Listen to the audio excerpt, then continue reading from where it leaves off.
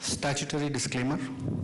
This is a summary of my experience and is not intended to hurt any sentiments of any individual, community, or religion. It's based on true projects, but I have tweaked the data to mask the identity of those involved. So any resemblance to any company or its intellectual property is purely coincidental now, okay? Okay, great. I take everything seriously. Okay. Good. Lord Shiva, the savior of tech writing. Based on Hindu mythology, it's the Trinity which manages the universe. You have Vishnu, you have Brahma, and you have Shiva, right? How many of you know what Brahma does? Yeah, he's the creator, the innovator, right? How many of you know what Vishnu does? Yeah, he does the sustenance work, makes sure the world is still around. How many of you know what Shiva does? Shiva is the destroyer. Now the role of all these three is very important to manage the balance of the world. Okay, if you had only creation and no destruction, you know what will happen. As technical writers, it is important that we play all these three roles to make sure our content also is manageable and relevant. Okay? Just to expand on this, I'll cite a few examples from some of the projects that we worked on. So there was this project, and I'll come from the customer's point of view. Most of the presentations have spoken about how user orientation is so important. So the customer was complaining, right, saying, can't find the results, right? So I go into the browser-based view and I search. I have to go through multiple pages to find the relevant content. They were also frustrated with the doc set. This particular project had 84 PDFs, okay? And of course, they're also complaining about the installation media. They said you package the dock with it. The product installer is 200 MB and your dock is 450 MB. So, what were the writers thinking? Writers are also frustrated. The project takes 20 minutes to open up in your authoring tool. If you decide to publish it, it takes about 4 to 5 hours. And despite all the innovation that these people were doing, customers were complaining, right? It's demotivating. So we did a quick audit, and here are some statistics we found, right? This project had 150,000 files approximately. That's HTMLs, images, snippets, all of that. It had about 50,000 references and chunking of data being referenced here and there, which was irrelevant. And there were 35,000 odd files which were not even used in the output. It was just there in the project. So we did the obvious. We reviewed every single page of content, and we got rid of whatever was not required. We destroyed it. And what happened? Customer searches today in the web UI. The result comes up within the first 3 results. The packaged installer, the dock, is now about 20 MB, which is like 4-5% of the original size. Writers are happy. Project opens in about 20 seconds, 30 seconds max. And any publishing you want to do, we're able to get it in 5 minutes. Yeah, so what do? We just destroy it. Let me give you another example. This prominent company decided that it's not enough to share the product level OS details with the customer. They decided to give component level OS support. So this component works on Linux, this works on Windows. Good idea, I think it has its merits. But 10 years after it was first implemented, today when I pick up that PDF and I read the first page, right, the cover page, there is the product name. Under it, there is the OS that it supports, and then the name of the guide. So you pick up the admin guide, and it says the product name and says works on Linux only. And there's the product guide name, and then you pick the user guide, and it says product name works on Windows and Unix. Right? What do you think is going to be the reaction of the customer? Right? This is an instance that should have been destroyed when you didn't carry forward the idea. Let me give you another example. There was this installation guide. Of course, again, the customers are again complaining. So we looked at it. The writers had already worked for 2 releases to improve this, right? And we were hoping that the customers are going to find value in it and say, yes, we are getting what we want, but they were still complaining. It had videos. It had flowcharts, which will tell you the overall process. It had printable worksheets that the administrator could print out, take with him to the data center and install. And when we tested it, all the 15 steps that were written to actually install the product were accurate. Nothing wrong with it. Every single add-on that was added was still relevant. Right? Nothing was like rubbish or was not required, nothing like that. But the disconnect was in these notes and disclaimers that were added in that doc. Over the releases, because the install was not doing something at some point, there were so many notes that were added to this, but they were never removed. The reviewers and the doc people were worried that they will lose some information by deleting it, and nobody reviewed it well enough, but the installer had actually fixed it. So for this 15-step wizard-based installation, we had 28 notes and disclaimers, which were documents by themselves, right? Some of them were like whole 1 page. So research shows us that about 15% of the content in any doc set which has celebrated its 5th birthday is irrelevant. Okay? Another 15% is inaccurate. And this 30% of garbage is masking all the innovation that you guys are working on. All the improvements, all the new things that you're adding to your doc is getting masked by this. Your doc set is going to become like Bangalore, garbage everywhere, or like Pune, like Paresh said yesterday, right? Pune is also getting there. You're trying to build a 5-star hotel in the middle of a slum, right? Nobody's going to come and stay there. So get rid of this garbage, and if I play on Eddie's presentation, if you don't burn out this garbage, there is no point burning down any of those tasks, okay? It's not just the content. If you looked at, say, the processes that you follow, Agile, all of you were excited about Agile. I saw so many questions, right? You're using Jira or AGM or Rally, any of their cousins. Every story is entered there. Every task that you guys work on is entered there.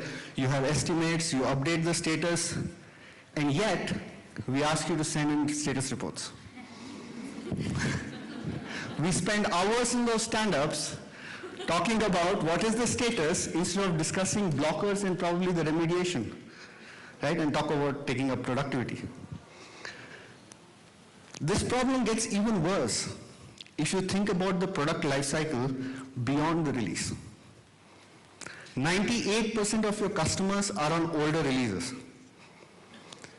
And whatever you push out even today, the first instance when most of the customers are going to see it is probably about 2 to 3 years away. So maybe the need is to go fix where the pain is. Maybe you have to start looking at the legacy docs, but that's an altogether different topic, right? But the underlying message there is destruction. You have to get rid of this garbage. Look at our doc plan. We talk about adding new content, adding new features. Where is the topic about destruction? There is no plan. Even in the presentations that happened yesterday and today, I was looking because I was worried somebody will steal my thunder. I was looking, there were points. There was point about removing irrelevant content, but I hardly saw anybody even stress on it. They just let it pass. I was like, okay, one more bullet point. I don't need to cover this. But it's very, very important. Otherwise, all you will do is go into the cafeteria, sit and say, मेरा boss तो पागल है, उसको कुछ भी नहीं पता. 1 घंटे का काम था, 2 दिन का estimate मान गया, बैठ के आराम करो, सरकारी कंपनी है. So, for those of you who already agree that we need to get rid of this garbage, Here is the Trishul for you, my three-pronged approach to making a difference. Point 1, start every major release with destructing this rubbish. Identify it in advance, you get enough time to plan, get rid of it. Point 2, become an SME. Get hands-on with the product. You are technical writers. Get technical. When your dependence on these developers and R&D people goes down, you'll be able to take more decisions. You'll be able to give more suggestions about what should be there, what should not be there. And third, when you have that next innovation cycle, whenever that meeting happens and your boss says, let's decide what's the new thing we want to do, please identify 2 or 3 things that you will discontinue. Okay? That will help you make a lot of difference. Now, for those of you who are still thinking I'm talking about writers on Mars and not about this group, and not all of us are getting affected by this, let me share this instance, right? We organized a big customer conference. Customers came in, we did so many demos. 3 of our customers walked up to the general manager and said, your docs are not working for us. They're just too bad. The GM came back, gave a piece of his mind to our doc director, and he called a meeting of all the managers and shared what had happened. The instant reaction, even from that group, and everyone in that room included, they're not talking about our docs. We are working on cutting edge. You see how many improvements we've done. Look at the response rate. But you have to remember, if somebody takes the time to go and complain about something not working, it means 2 things. 1, that it matters what your docs turn out to be. And second, that there is something wrong. You have to identify and fix it. So I really hope that you will think about this. I know the system forces it down that we play the role of Vishnu. I know you all spend a lot of time playing Brahma, right? Every one-on-one is filled with it. I want to work on the new thing. I don't want to work on the legacy. Who wants to carry this forward, right? But I really hope that you will give it a serious thought. Because if you don't do that, let me assure you, in a couple of years, the only claim to fame you'll end up with is that you have a 20,000-page doc set that you maintain, which nobody reads. Right? Thank you.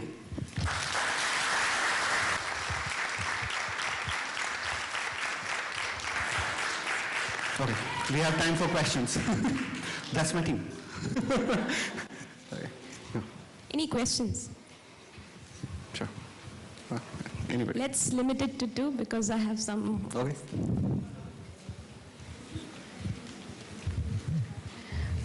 Very nice session. You reminded me almost of Devdutt Patnaik for his, use of mythology. But one point that you said, interesting, that you have to be the SME. Yeah. Because you are the technical writer. I agree. Coming from a programming background, I do understand half the things that these people are up to. And I see that there are certain things that they are not doing right. Or what they are saying is a continuing feature, a continuing behavior is changing.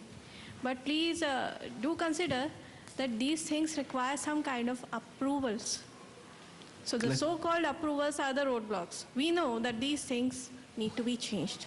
But somebody up there, a manager or somebody who says that, no, this is not changing. We are not talking about it. This deprecation hasn't happened for the customer. So what do you do in that situation? How to, counter that so-called approver who is actually becoming a roadblock? So there are 2 things, right? One is it genuine rubbish and needs to be gotten rid of? In which case, I don't see anybody supporting it. Right? Anybody supporting that it should stay. The second thing is if the product has not been deprecated, then probably that content should stay. But you could still look at making it more clear and precise so it serves the purpose rather than just add more volume. Yeah. I didn't answer? No? Okay. If you can repeat the question then. I'll repeat the question. The Sure. question is, I need approvals to get rid of the content. that I know is obsolete, or that should be at least be made clearer that it is not to be used anymore if it has to be kept in the document. Now, some people are against it. How to make sure that those people are in your side? That's the thing. I mean, if the content is not required and has to be removed, I don't know who will object. I mean, I know a lot of managers here, I know a lot of writers here. If it has to be removed, it has to be removed. I don't know why anybody would want you to keep it. Yeah, And she can support, that this needs to be removed with valid facts. yeah, I think it would go away. Right? Supported by facts saying that you are making this change and because of this. Sure, yeah. I think that's what has to be done here. Okay. Sure, go ahead. You fear of percentages in numbers. Yeah. Managers are interested. Where did you get those numbers from? Okay. Some of the numbers, like 1.5 lakh project files, that got reduced to 850. That's the number we reduced, okay? I'm sorry if I didn't share it earlier. 1.5 lakh files were there in the project. We reduced it to 850, okay? 15%, that's based on some of the research that, what's the name of the product? I forgot. Acrolinx and Adobe have put together. Yeah. It's all over the forums also. If you go and really search for it, you will get many more data points. Yeah. One question. Just take one more. Okay. Hi. It's something like I just had an experience since yesterday where everybody's talking about changing your content every time whenever there is improvement coming from subject matter experts or maybe it's an editor somewhere. I name it as an improvisation. So my basic question is, you talked about destroying the contents, but whereas everybody is lean towards adding the content and improvising the existing content and then just finally releasing it. So who should be the culprit to do this? Whose job is to maintain docs? Yeah. Right? So it's in our interest. We are responsible for creating the documentation or the user experience. Right? That's what we are responsible for, the information experience. It's our responsibility. It's in our best interest to drive this agenda.